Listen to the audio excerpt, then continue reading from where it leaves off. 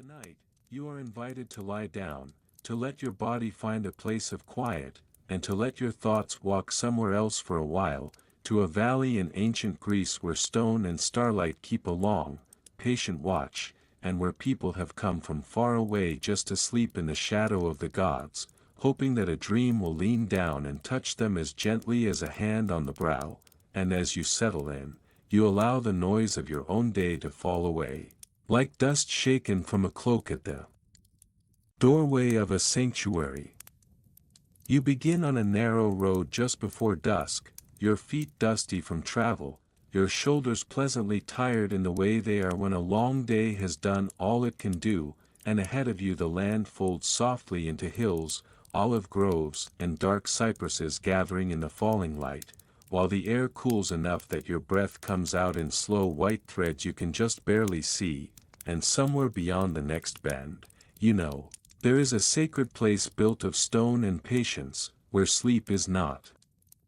just rest, but an appointment. The first sign of the sanctuary is not a building at all, but sound, the faint murmur of many voices talking low, the dull ring of a bronze vessel being set down near a fountain, the bark of a dog that is already too tired to mean it, and then a thin trace of smoke in the sky, bluish against the deeper blue of evening, scented with resin and something sweeter, as if the day's prayers are still drifting upward, uncertain whether to leave or stay. As you come closer, the stones of the sacred precinct gather themselves into order, and what had been a scattering of walls and roofs resolves into a deliberate composition, terraces climbing the hillside, a line of columns like a row of tall, pale trees, a wide altar whose surface is already darkened by fire and time, and beyond it the temple of the healing god, Asclepius, its pediment still holding the last gold of the sun in its carved figures, while shadows pool between the columns as if the night itself is waiting politely for permission to enter. The gate into the temenos is simple, not a triumphal arch but a boundary you can feel in your chest as much as see with your eyes, and when you walk through, your steps slow without anyone needing to tell you, because the ground here is swept, the voices here fall naturally into whispers, and the air smells of olive oil, stone dust, and incense, all the small, serious things that people have offered in exchange for hope. A priest guides you first not to the temple, but to water, because before you can ask for anything, you must be clean, and so you follow him along a path edged with low, fragrant herbs, down to a fountain where clear water spills from a lion's mouth into a stone basin worn smooth by hands and centuries, and he leaves you there with a nod that is almost casual, as if this washing is both an important ritual and also the most ordinary thing in the world, like washing before supper at home. You kneel, and the stone of the basin is cool under your fingers, your reflection blurred by ripples and the thin skein of traveling dust that still floats on the surface, and then you cup your hands, plunge them into the water, and the cold closes around your skin so sharply that it feels like a second heartbeat, quick and bright, and when you bring the water to your face it runs down your neck and under your chitin, making you gasp just a little as if the god has laid an icy fingertip along your spine to make sure you are awake enough to dare to sleep. You wash your face, your hands, your feet, and as you do you notice that you are not alone. Other pilgrims stand around the basin, some quiet and composed, others a little clumsy with fatigue or nerves, everyone suddenly very attentive to their own bodies, as if these arms and legs and hearts they have brought for repair are both familiar and strange, and somewhere behind you a woman murmurs a prayer to Asclepius under her breath, naming the particular trouble she has carried to this valley the way someone might name a creditor. Nearby, the altar looms in the fading light, its surface blackened and glossy where fat has burned and wine has been poured. Earlier in the day, when the sun was higher and the air sharper with smoke, there would have been sacrifice and chanting and the busy, communal business of persuading a god to pay attention, but now only a few embers glow like sleepy eyes in the ash, and the smell is faint, a memory of meat and charcoal that clings to the evening like a story that has already been told and set aside. Around the altar, the evidence of other people's hopes is everywhere: small clay legs, arms, eyes, tiny terracotta livers and hearts, each one left by someone who either received healing or is still trying to bargain for it, and you walk past them with the self-consciousness of someone joining a long conversation that began before you were born, feeling that your own troubles are at once very personal and also part of an enormous, ordinary human pattern. As the sky deepens from blue to something more like polished stone, you are led through the sanctuary grounds, past the theater whose rows of stone seats are empty now, though in the afternoon voices rose there in stories of heroes and sorrows, a different kind of medicine for a different kind of wound, and past the tholos, a round building whose purpose the priests explain in calm, practiced phrases, but whose shadow feels somehow thicker than its size should allow, as if it collects secrets, the way other buildings collect dust. The priest who walks with you is dressed simply in white, a woolen himation draped over his shoulders in folds that catch what little light remains, and his voice is quiet as he tells you what will happen tonight, how you will sleep in the abaton, the unwalkable place that, ironically, you are walking toward right now, how you will lie on stone in the company of others who have bathed and fasted and done their best to be interesting to the gods, and how in dreams the god may come to you, not with thunderbolts or loud speeches, but perhaps as a doctor at your bedside, or a serpent you do not fear, or even just a sentence whispered into your ear that will make sense only in the morning. He reminds you of things you already know, stories you learned when you were much younger and your knees were less familiar with long roads, how night, Nyx, is older than the shining gods, how even Zeus is said to be careful with her, how sleep, Hypnos, is her gentle son, and death, Thanatos, her quieter, more permanent one, and how to fall asleep is to let Hypnos borrow you for a while without handing you over entirely to his brother. A daily rehearsal for a journey everyone makes in the end. Which is perhaps why people take dreams so seriously.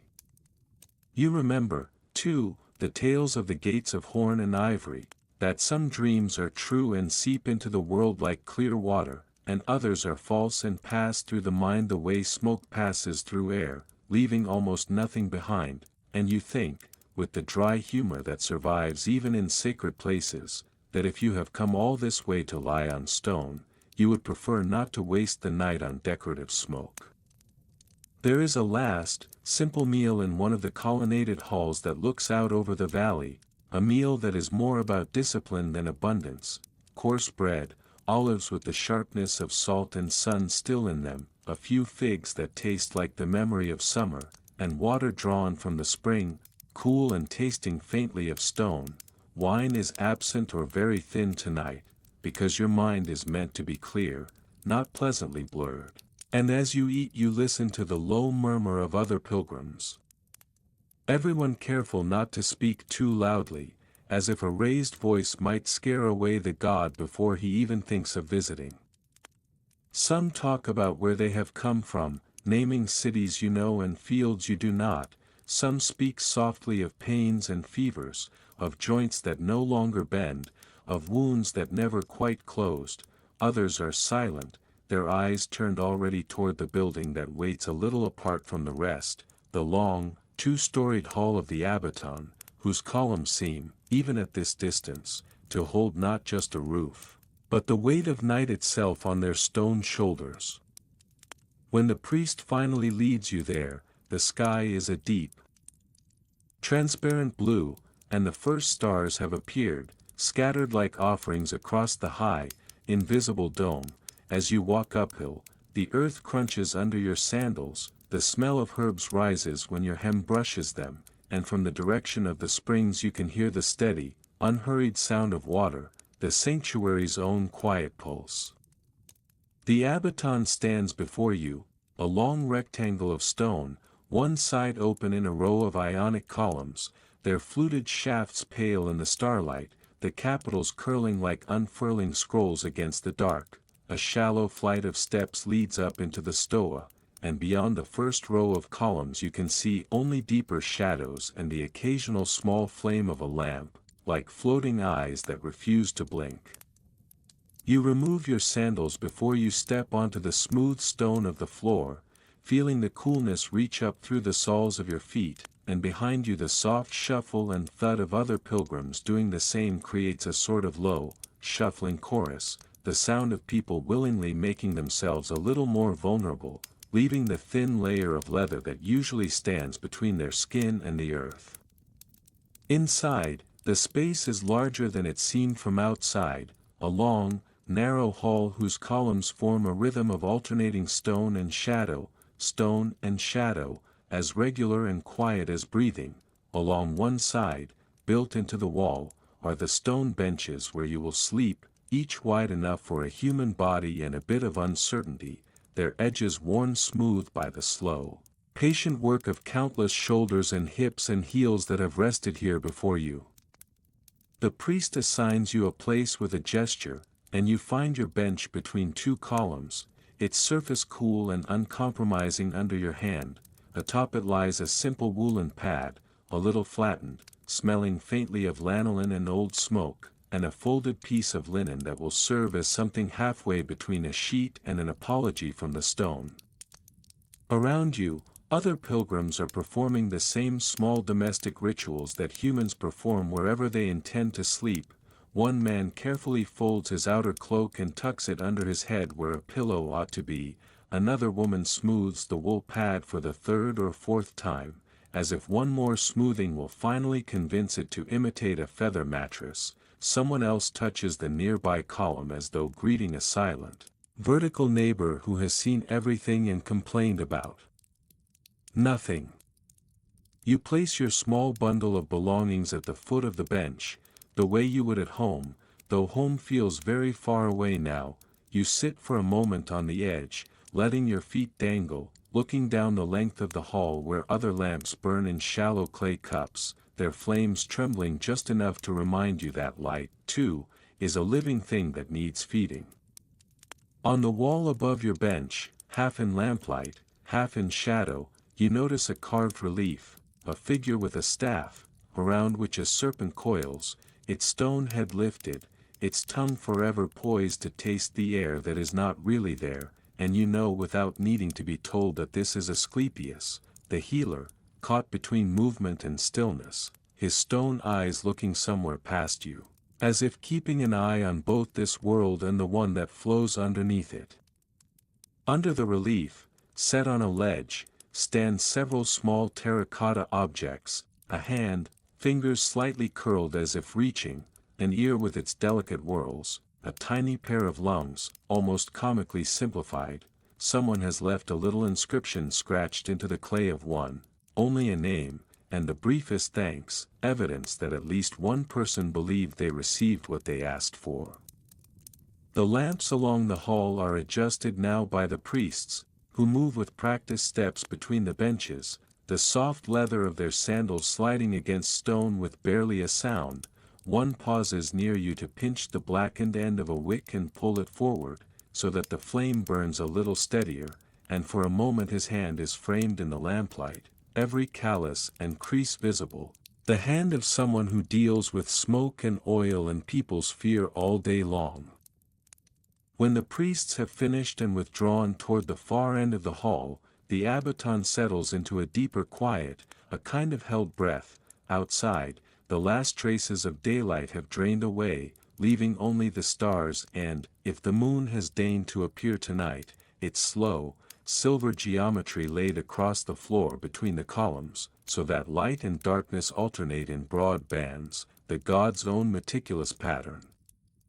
You lie down, finally, stretching your body along the length of the bench. The woolen pad compresses under your weight, and the stone beneath it makes its presence known in all the usual places: shoulder blades, hips, heels. The linen beneath your head is thin, and your neck complains for a moment, still attached to the idea that comfort is part of piety, but gradually a different understanding seeps in. That this hardness is part of the offering, a small, voluntary difficulty given in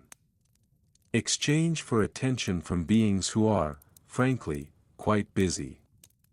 At first, your body resists stillness, as bodies do. A knee needs to be shifted, an elbow complains about the angle, a fold of cloth suddenly feels too thick where it gathers under your ribs, and you move in slow, small adjustments, careful not to jostle the bench too much or knock into the person sleeping on the other side of the column. The stone is indifferent to your rearrangements, but you manage to bargain a little comfort out of it anyway. The sounds of the abaton at night are delicate, but they are there if you listen, the soft, synchronized rhythm of many people breathing, someone clearing their throat quietly, the almost inaudible rasp of a woolen cloak being pulled a little higher, the distant, constant murmur of water from the springs outside, like the words of a very patient story you cannot quite make out.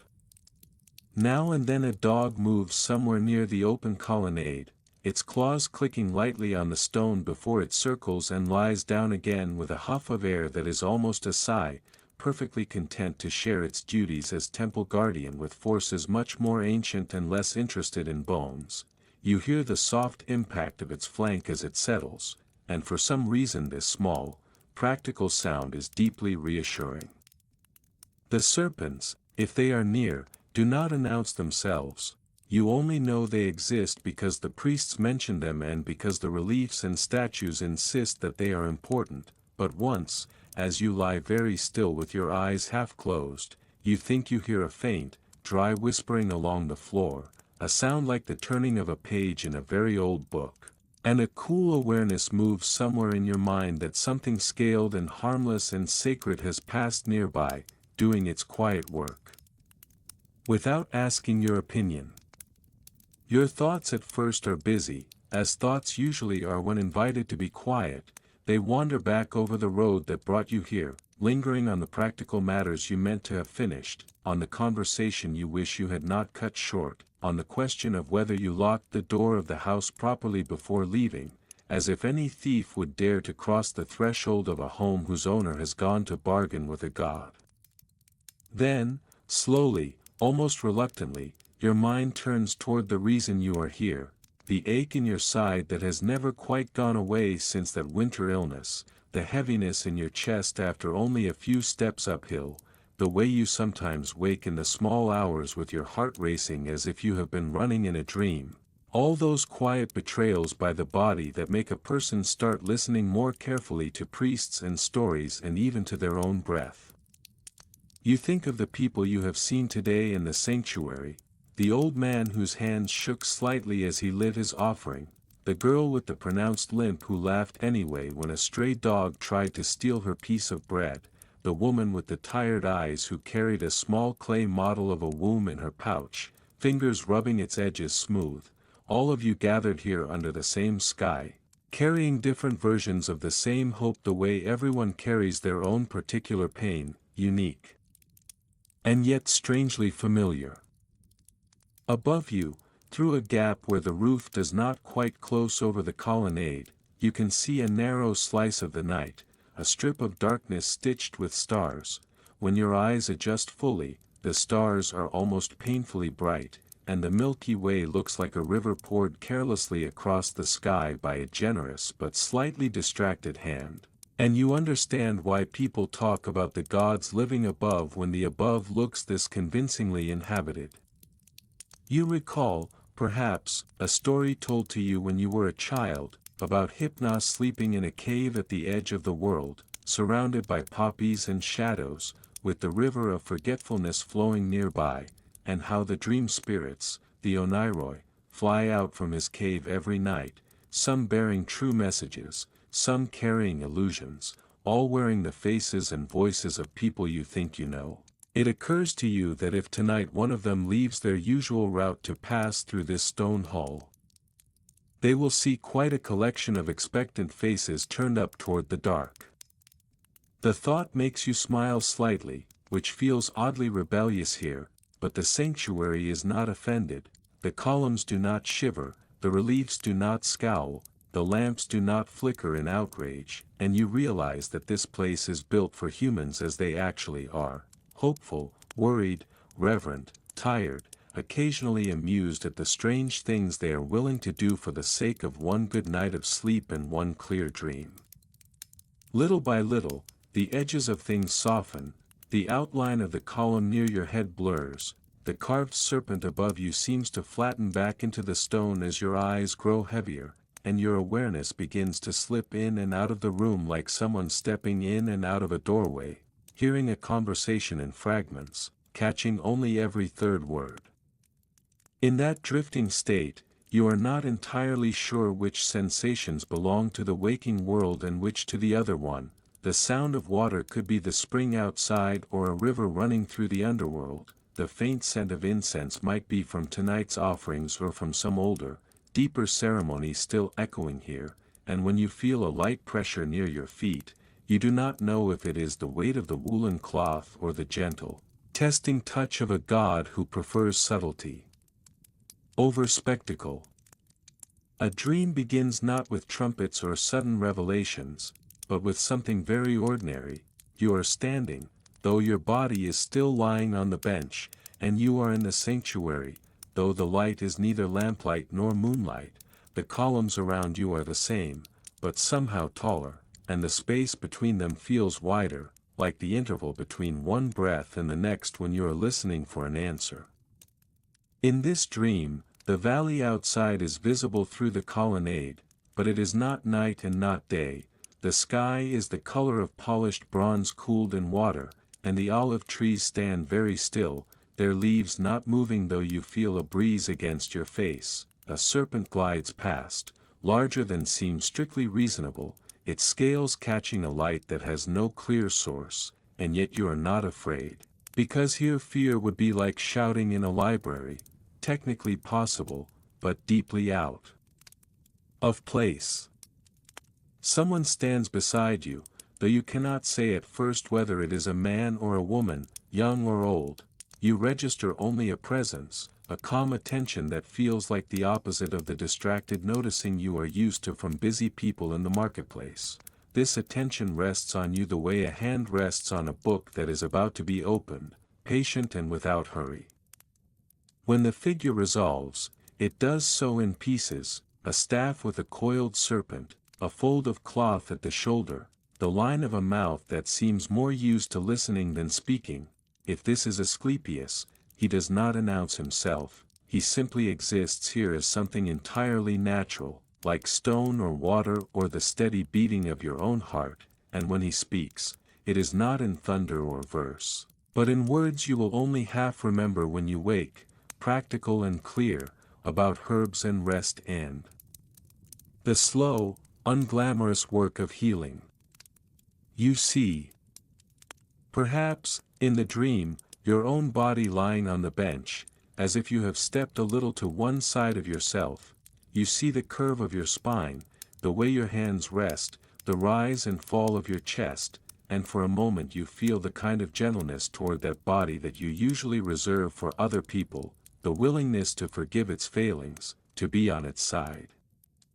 The dream shifts, as dreams do, without asking your permission. Now you are somewhere that might be underground or inside your own chest, a place of stone walls and flowing water, lit by no visible flames and yet suffused with a dim, even light. On the walls are carvings not of gods, but of people in the act of healing and being healed, bending over each other with bowls and bandages, and somehow this, too, feels sacred, as if the divine has always preferred to hide inside the ordinary. You reach out to touch one of the carvings and feel stone under your fingers, cool and slightly damp, and maybe this is the moment when dream and waking overlap, because your actual hand has moved, just a little, to rest against the real wall of the abaton, your fingers splayed on the carved relief of the serpent and staff, your skin recognizing the texture of centuries. The dream does not end with a grand finale, it thins, like smoke in a breeze, and your awareness returns to the weight of your body on stone, to the slight numbness in your arm where you have lain too long without moving, to the sound of someone snoring softly 2 benches away, and you wake not with a start, but with the gentle, reluctant emergence of someone who has been listening to a story and realizes it has quietly come to a close.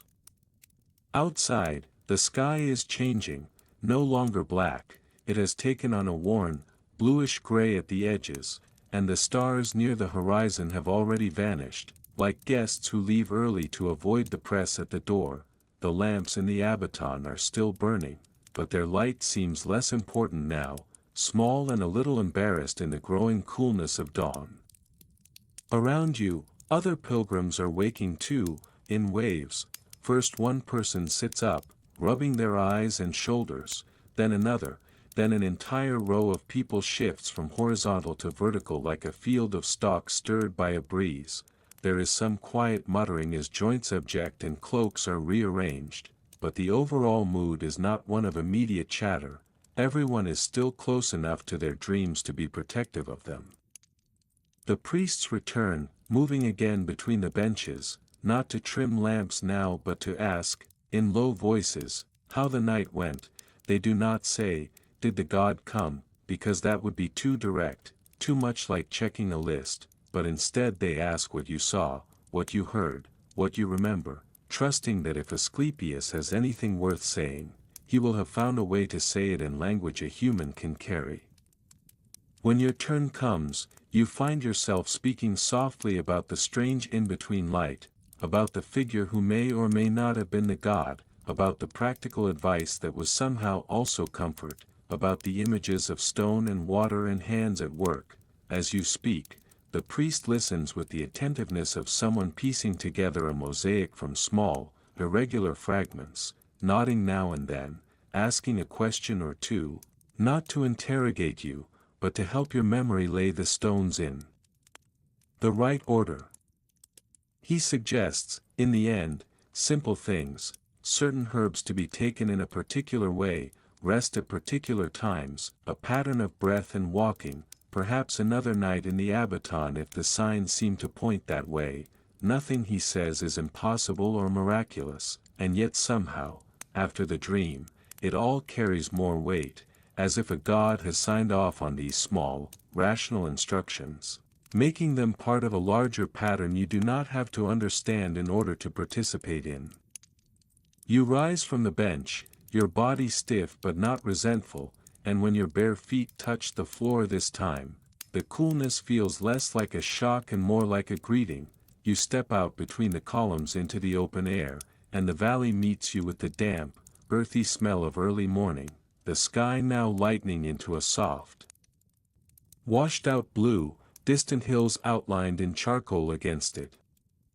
The springs are still singing their steady song, but now the sound is joined by others, birds arguing mildly in the trees, someone in the hostel courtyard shaking out blankets, the low knock of wooden ladles against the rims of new water jars. The sanctuary is waking in its own time, and you are waking with it, still carrying the slight dizziness of someone who has traveled without moving. You wash again at the fountain, splashing your face with water that feels less like initiation now and more like a return, and you catch a glimpse of yourself in the surface, eyes a little puffy from sleep, hair flattened on one side, an expression that is not exactly joy and not exactly sorrow, but something quieter, like the feeling of a question that no longer needs an urgent answer. As the sun slowly lifts itself over the ridge, it touches the temple steps first, turning the stone from gray to pale gold, then reaches the columns of the abaton, painting long, slanting rectangles of light on the floor where, not so long ago, moonlight and lamplight drew their own diagrams. The shadows of the columns stretch behind them, long and cool, and in those shadows you imagine, if only for a moment, the lingering outlines of gods who prefer to be felt rather than seen. You watch the light climb, feeling the warmth on your skin grow by gentle degrees, and you become aware of your own breath, the simple in and out that has accompanied every moment of this night without asking anything in return. You notice the weight of your body standing on the same earth where others have stood to tell their dreams and listen to advice, and there is a strange comfort in knowing that whatever happens next, You have now added your own small story to the countless ones that this stone has absorbed. Later, there may be more baths, and bitter herbs, and perhaps a performance in the theater whose laughter and tears are meant to wash the mind the way the springs wash the body, and eventually there will be the road home, with its dust and its familiar worries. Healing, as the God has gently reminded you, is often slow and unremarkable, more like the turning of seasons than the striking of lightning. But for now, as you stand in the sanctuary at the edge of day, the memory of lying on the hard bench is still vivid in your muscles, the sense of being watched over in the darkness still rests lightly on your shoulders, and the words from the dream, those you recall and those you do not, seem to move quietly inside you, like water seeping into dry ground. You let your eyes close for a moment, not to sleep, but to feel more clearly, the warmth of the newborn sun on your eyelids, the coolness of the stone beneath your feet, the soft pressure of the air around your ribs as they expand and fall, the steady rhythm of your pulse in your throat and wrists, a small drum that has kept time through every story you have ever lived. If you listen, you can almost hear the sanctuary breathing with you, the springs, the wind sliding past the columns, the murmur of human voices rising and falling, the unspoken agreement between earth and sky to keep hosting these brief, complicated creatures who carry so much hope in such fragile bodies. And as that rhythm steadies, you imagine yourself once more lying down, whether on a stone bench in the Abaton or on whatever surface supports you now, letting the weight of your body sink a little deeper, knowing that the world, with its worries and tasks and noise, can wait at the gate for a while, because you have stepped into a different kind of precinct, one marked not by carved boundary stones, but by the simple, deliberate act of rest. Breath by breath, the images of columns and serpents and starlit stone drift to the edges of your mind, not gone, just settling like dust in a quiet room, and what remains in the center is only the slow, even sound of your own inhaling and exhaling, the rise and fall that ties you gently to the present, to your body, to this moment where nothing is required of you except to be. In that soft place, where night and morning blur, where myth and memory intertwine, you feel yourself held, not by a single god on a carved pedestal, not by grand doctrines or complicated rituals, but by the same simple trust that brought pilgrims to stone benches and will keep bringing people, in one form or another, to the places where they can finally lay down their burdens and close their eyes.